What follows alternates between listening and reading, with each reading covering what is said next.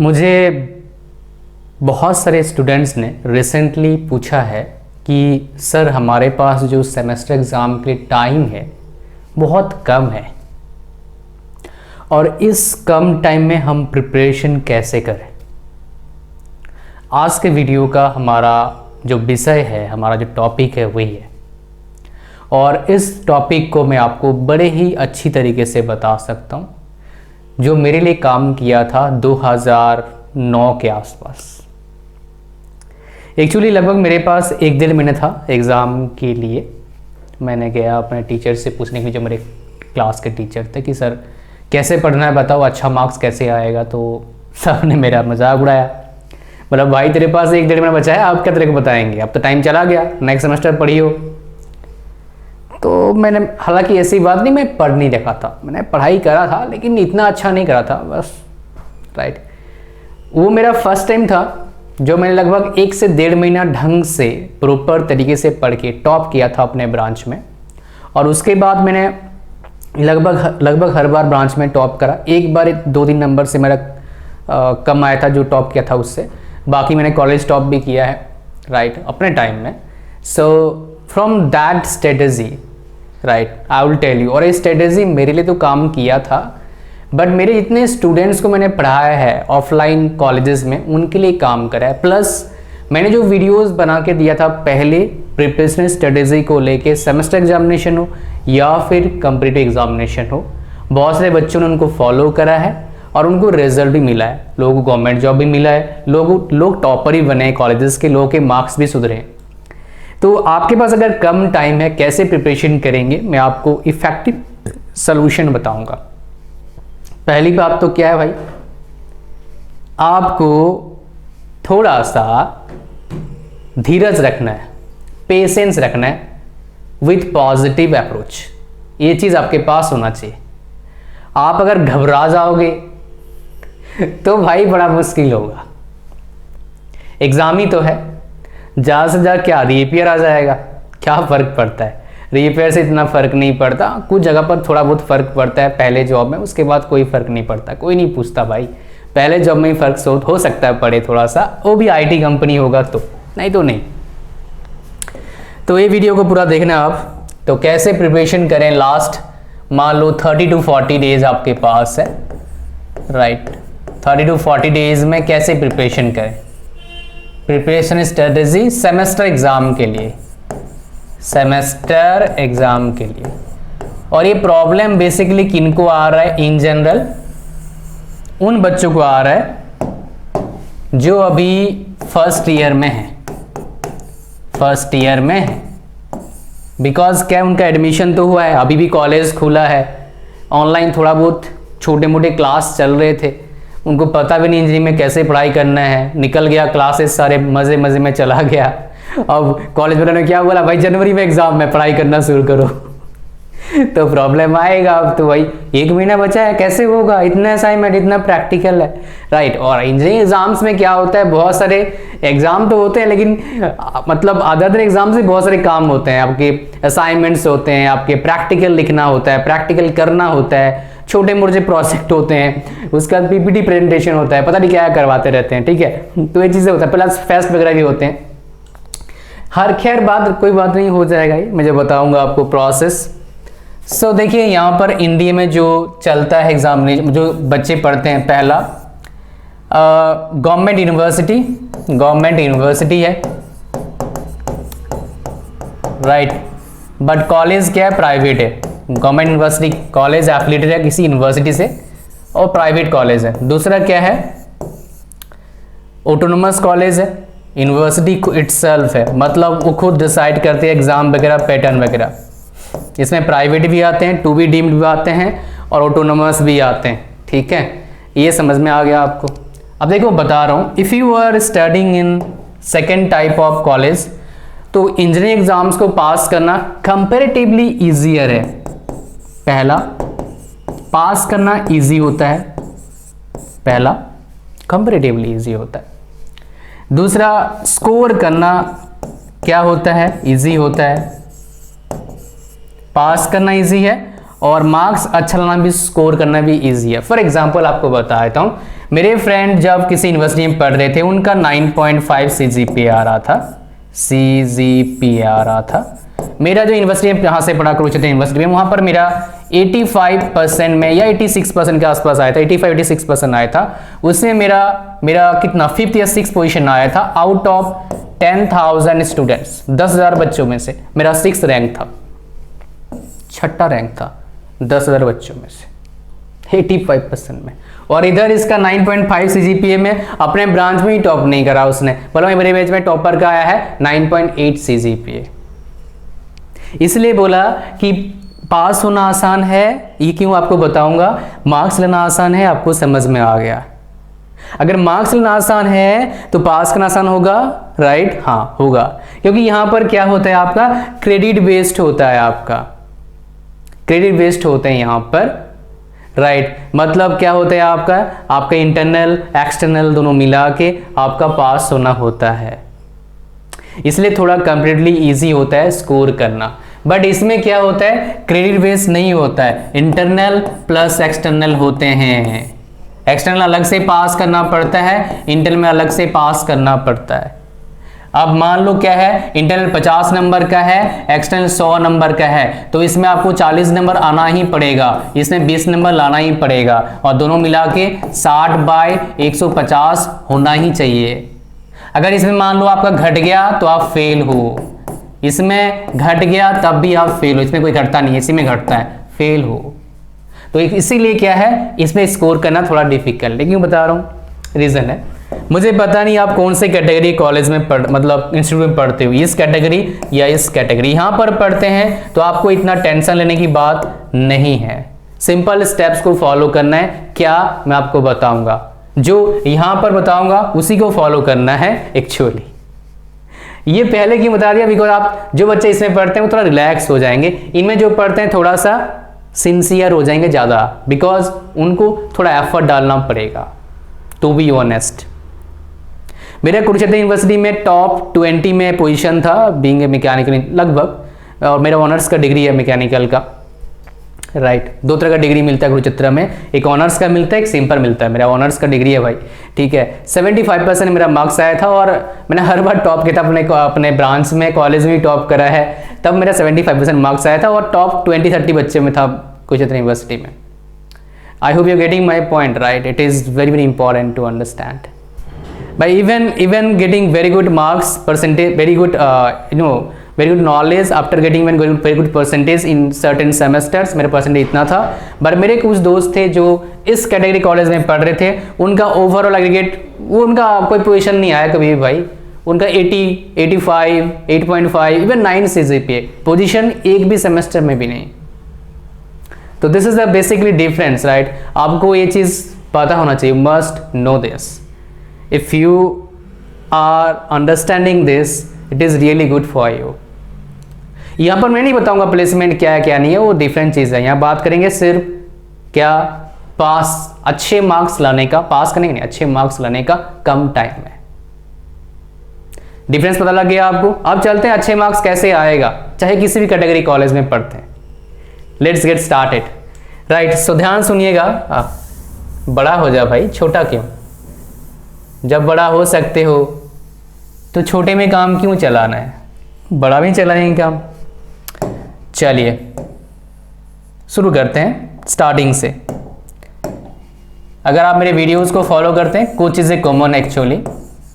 Pattern, exam का pattern कैसा है, आप 100% आपको पता होना चाहिए। 100% पैटर्न को फॉलो करिए फर्स्ट, कि आपके कॉलेजेस का एग्ज़ाम का पैटर्न क्या होता है।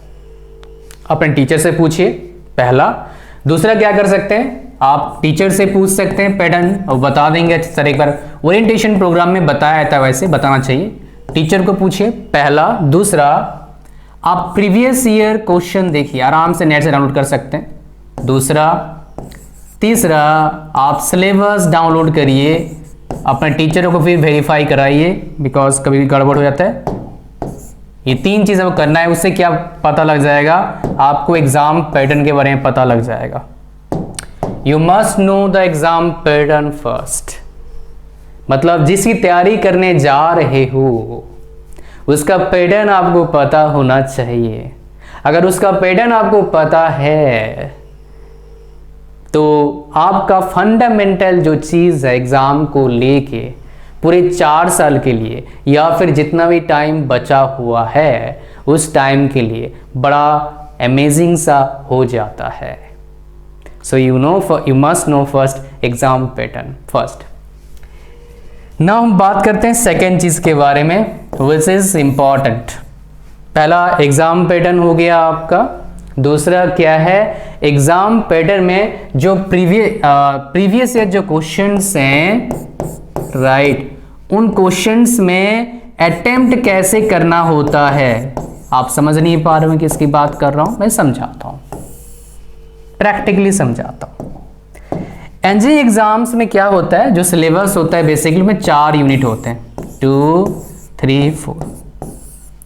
4 यूनिट में हर यूनिट में 2 पार्ट होता है, part A, part B and respectively. In general क्या होता है, इन एग्जाम्स में 8 क्वेश्चंस आते हैं राइट 8 बोल रहा हूं, 4 दूनी 8, हाँ 160 नंबर का क्वेश्चन होता है।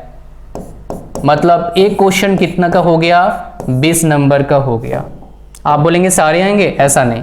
एक क्वेश्चन के अंदर क्या होता है, सब पार्ट्स। मतलब मान लो कैसे होता है, क्वेश्चन नंबर 1 आ गया, इसी के अंदर क्या आ जाएगा ए बी सी डी ऐसे करके। कुछ हो सकता है क्वेश्चन ए वाला जो है क्वेश्चन नंबर 1 जो उसमें 8-10 छोटे छोटे क्वेश्चन आ गए सारे यूनिट से, 1 नंबर 2 नंबर वाले, ऐसे भी हो सकते हैं।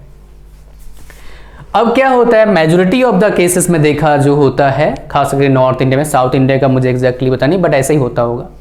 नॉर्थ इंडिया में 4-5 यूनिवर्सिटी में ही देखा मैंने, जहाँ पर बहुत सारे कॉलेजेस हैं आपके, मतलब 100, 50, 80 कॉलेजेस एफिलिएटेड हैं, वहाँ पर ऐसे है। वो क्या है समझते हैं, हर पार्ट से एक क्वेश्चन पूछा जाएगा, हर पार्ट से राइट, तीसरा, चौथा, 5वां, 6ठा, 7वां, 8 क्वेश्चन कितने करने होते हैं, 5, बिकॉज 5 × 20 कितना होता है, 100 नंबर। समझ में आ गया आपको। अब यहां पर क्या लफड़ा होता है, कुछ टाइम देखो, ध्यान सुनना, आराम से सुनना। अब मान लो 5 क्वेश्चन ही करना है तो आपको 4 यूनिट में से कम टाइम बचा ना बाबू, नॉलेज का नहीं, अब मार्क्स का बात कर रहा हूं। नॉलेज अलग चीज होता है, मार्क्स अलग होता है। समझाता हूं क्या होता है स्मार्ट वर्क। मान लो आपका सब्जेक्ट ऐसा है जिसमें क्या है, आपको बोल दे 8 क्वेश्चन में से एनी 5 क्वेश्चन अटेम्प्ट करना है। ध्यान सुनना, 8 क्वेश्चन तो आएगा, अटेम्प्ट कितने करने हैं, एनी 5, कोई भी 5 क्वेश्चन करो। तो आप स्मार्ट स्ट्रेटेजी क्या खोलोगे, only to score very well. ध्यान सुनना, जो आपका 4 चैप्टर है उनमें से जिसका जो चैप्टर आप अच्छे से कर रहे हो, मान लो चैप्टर 1 आपने अच्छे से कर लिया, इसको पूरा कंप्लीट करो, इसमें 2 क्वेश्चन हो गया आपका। बाकी क्या करो सेकंड में, अगर आपको कोई और अच्छा चैप्टर लग रहा है, मतलब आपको क्या करना है, 8 पार्ट में से मतलब 4 यूनिट में से सिर्फ 2.5 यूनिट ही करना है आपको प्रिपरेशन। मतलब मान लो पहला कर लिया, दूसरा कर लिया, 4 क्वेश्चन, ये आधा कर लिया, 5वां क्वेश्चन 100 नंबर, इसको छोड़ दो। समझ रहे हो, ध्यान समझना आ गया आपको। अब आगे चलते हैं, ये हो गया पहला स्मार्ट स्ट्रेटेजी, ये बताया नहीं किसी वीडियो में मैंने। दूसरा स्मार्ट, ये मार्क्स के लिए भाई, नॉलेज के लिए नहीं है, नॉलेज सारे पढ़ना पड़ेंगे। दूसरा स्मार्ट स्ट्रेटेजी क्या है, मान लो बोला एनी 5 नहीं भाई, आपको एनी 5 करना है, लेकिन at least 1 question from each unit. तो क्या करोगे आप, व्हाट यू विल डू, आपको क्या करना है, एक चैप्टर को बहुत बेहतरीन तरीके से प्रिपरेशन करना है, बाकी 3 को आधा आधा करना है। तो कितना हो गया, फिर से 2.5, फिर से वही 2.5 प्रिपरेशन करना है आपको। मतलब क्या है, आप 2.5 यूनिट प्रिपरेशन करके पूरे 100 नंबर अटेम्प्ट कर सकते हो। बट इस स्ट्रेटेजी से आप टॉपर बन नहीं सकते, पॉसिबिलिटी कम है, बन नहीं सकते बोलना थोड़ा मुश्किल है। बिकॉज 3rd सेमेस्टर में मैंने एक सब्जेक्ट में ऐसा ही किया था और मेरे कुछ इंटरनल एक्सटर्नल मिला के 150 में से 135 आए थे, लगभग 135 नहीं 125 के आसपास आए थे। नॉट बैड राइट, 150 में से सेम स्ट्रेटेजी लगाए थे। 3rd सेमेस्टर में टॉप किया था मैंने। बट वो बात गई ख़त्म हो गया कहानी। अब आप कुछ बता रहा हूँ, इसमें आपको काम करना है कुछ, so that it will be very helpful for you. Now क्या हुआ, समझ में आया आपको क्या बोला मैंने? सो दो आपको चीज़ें बताया मैंने यहाँ पर। I have share two things, exam pattern and previous year questions में क्या चीज़ देखना है बताया मैंने आपको। तीसरा क्या करना है, जब भी आप प्रिपरेशन कर लें, आपको लिखना कैसे एग्जाम को ध्यान से क्या करना है, ध्यान से प्रिपेयर करना है। आप लोग कैसी बात कर, लिखना कैसे, एग्जाम प्रिपरेशन कैसे करें, समझाता हूं। अगर आप फर्स्ट ईयर में हैं तो आप क्या करके आए भाई, +2 पढ़ के आए हो, CBSE वाला पैटर्न, वो पैटर्न यहां फॉलो नहीं होता है। दैट पैटर्न आप भूल जाओ तो बढ़िया है आपके लाइफ के लिए। ये बीटेक है भाई, यहां पर एक एक क्वेश्चन का आंसर 7 पेज 8 पेज का होता है। एक एक क्वेश्चन को लिखने के लिए आपको स्पेंड करना पड़ता है 30 मिनट 40 मिनट तक। एक एक क्वेश्चन है 5-6 फिगर हो सकते हैं। एक एक क्वेश्चन में कैलकुलेशन कर करके थक जाओगे, इसलिए साइंटिफिक कैलकुलेटर मिलता है। समझ पा रहे हो? ये इंजीनियरिंग है भैया, ये कोई ये नहीं है +2 पढ़ रहे हो। इंजीनियरिंग अलग चीज है, +2 अलग है, राइट? हालांकि ये इतना डिफिकल्ट नहीं है। सो राइटिंग पर ध्यान देना है आपको, लिखना कैसे है आपको मैं आपको बेसिक समझाऊंगा। देखो, जो एग्जाम्स होते हैं उनमें किस तरह क्वेश्चंस आते हैं अकॉर्डिंग टू सब्जेक्ट। पहला सब्जेक्ट क्या होगा, सिर्फ थ्योरी होगा। दूसरा क्या होगा, शॉर्टकट लूंगा, थ्योरी प्लस न्यूमेरिकल। तीसरा क्या होगा, theory plus numerical plus derivations. Mainly क्या होता है, सबसे खतरनाक कौन सा होता है, तीसरा वाला, फिर दूसरा, फिर पहला वाला आसान है। थ्योरी में कोई फेल नहीं होता, सारे पास हो जाते हैं। जैसे mechanical and production, MIS, statistical quality control जो थ्योरी वाला पार्ट है, राइट? उसका मैन्युफैक्चरिंग प्रोसेस, वर्कशॉप टेक्नोलॉजी अगर आप पढ़ते हैं तो ये बड़े आसान सब्जेक्ट्स हैं। आप बिना पढ़े तो नहीं बोलूँगा, फिर आप गलत में शिकार हो जाएंगे। पढ़ना चाहिए, बट इतना टेंशन वाली सब्जेक्ट नहीं है, सारे पास हो जाते हैं। अच्छा ध्यान दीजिएगा, थ्योरी सेट का प्रिपरेशन का फंडा अलग है, इसका फंडा अलग है, इसका फंडा अलग है, समझाता हूं मैं। डेरिवेशन जहां पर आते हैं, गिने चुने डेरिवेशन, मैक्सिमम 8 से 10 डेरिवेशन अगर याद कर लोगे काम बन गया। फॉर एग्जांपल, एक डेरिवेशन आने का सब्जेक्ट है HMT, एक 20 नंबर का डेरिवेशन आता ही आता है मैक्सिमम टाइम। डेरिवेशन कहां पर आएंगे, सोम पर आ सकते हैं, सोम 1 हो, सोम 2 हो, अगर मैकेनिकल की बात करूं तो वो आपके टीचर बता देंगे। आप प्रीवियस क्वेश्चन देखेंगे पता लग जाएगा, बिकॉज मैं तो मैकेनिकल वाला हूँ। अब मैं आपको कंप्यूटर तो बता नहीं सकता अच्छे से, कंप्यूटर में सब्जेक्ट है, हर ब्रांच में कुछ कुछ डिफिकल्ट सब्जेक्ट हैं, कुछ आसान सब्जेक्ट हैं। ऐसा नहीं है भाई आसान है डिफिकल्ट है, जो पढ़ेगा उसके लिए आसान हो, जो नहीं पढ़ेगा उसके लिए डिफिकल्ट होगा। हाँ डेफिनेटली कुछ सब्जेक्ट होते हैं जो डिफिकल्ट होते हैं। फॉर एग्जाम्पल आपको बताया ये सब्जेक्ट थोड़े से हैं लेवल के। न्यूमेरिकल बाई स्टेप्स पर ध्यान दो, राइट? एंड थ्योरी व्यूज लिखने होते हैं, और ये थ्योरी में मार्क्स लेना बड़ा महारत होता है। अगर आप सरकारी कॉलेज से पढ़ रहे हैं तो इन जनरल डिपेंड करता है कहाँ पढ़ाई कर रहे हो। थ्योरी लिखना कैसे है, व्यूज कैसे लिखते हैं, let me tell you that so that you can able to understand how to write your views about any topic in the examination, so that examiner will give you good marks, right? The exam, I mean your question paper, कोई answer sheet checker will give you good marks, right? कैसे लिखना है, मान लो, ध्यान सुनना, आप क्या करना है, कोई भी मान लो क्वेश्चन आ गया, किस पर ध्यान देना है, आप डायग्राम जरूर बनाइए अच्छी तरीके से। पहला, उसमें एडवांटेजेस जरूर लिखिए अगर है तो, मैक्सिमम टॉपिक में मिलेंगे आपको। डिसएडवांटेजेस जरूर लिखिएगा अगर है तो, अगेन मैक्सिमम टॉपिक में मिलेंगे आपको। तीसरा, एप्लीकेशंस जरूर लिखिएगा। ये हो गया लास्ट के 3 पॉइंट। 3 पॉइंट मतलब क्या है, अगर 10 नंबर का है 3 नंबर यही कवर करता है, अगर 20 नंबर है 6 नंबर यही कवर करता है। डायग्राम 5 नंबर कवर करता है। पहले आपने इसके ऊपर डायग्राम लिख के पैराग्राफ बना दिया, फिर कुछ बुलेट पॉइंट्स आपने डाल दिए, राइट?